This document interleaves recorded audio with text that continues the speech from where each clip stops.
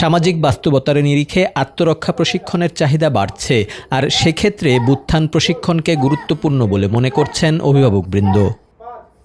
এই যে অভ্যুত্থান বা মার্শাল আর্ট বলেন, এটা আসলে ব্যক্তিগতভাবে আমি মনে করি এটা সেলফ ডিফেন্স।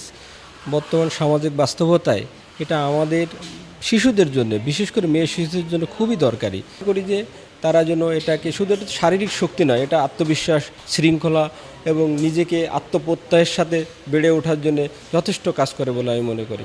অপরাধের ধরনে পরিবর্তন আসায় বর্তমান সময়ে আত্মরক্ষার গুরুত্ব অপরিসীম। বুত্থান আত্মরক্ষার পাশাপাশি আত্ম উন্নয়নমূলক ধারা বলে জানান বুত্থান প্রশিক্ষক ডক্টর ম্যাক ইউরি।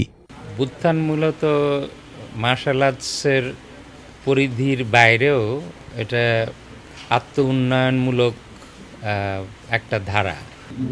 অন্যান্য মার্শাল আর্টসেও এইসব বিষয়ে গুরুত্ব আরোপ করে, তবে বুত্থান বিশেষভাবে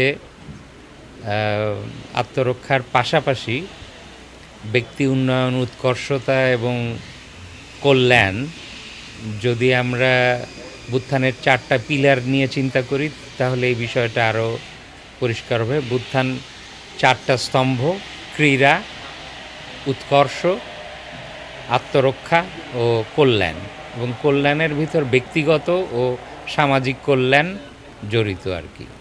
তো এটাকেই হচ্ছে পুঁজি করে বুত্থানের অগ্রযাত্রা। ডক্টর ম্যাক ইউরি বলেন, বুত্থান প্রশিক্ষণ তরুণদের সুনাগরিক হিসেবে গড়ে তুলতেও ভূমিকা রাখছে।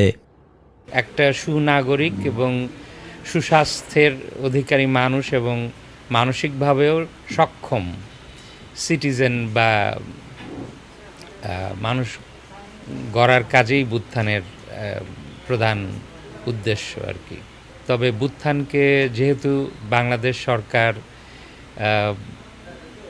ক্রীড়া ও যুব মন্ত্রণালয়ের অধীনস্থ একটা নতুন বাংলাদেশের খেলা হিসাবে অধিভুক্ত করেছে, সেহেতু এই আঙ্গিকে বিভিন্ন শাখা বিরাজমান। জাতীয় ক্রীড়া পরিষদ অনুমোদিত বুত্থানের প্রশিক্ষণ কিশোর কিশোরীদের আত্ম উন্নয়নে কাজ করবে, এমনটাই প্রত্যাশা সংশ্লিষ্টদের। রাজু আহমেদ, বাংলাদেশ বেতার, রাজশাহী।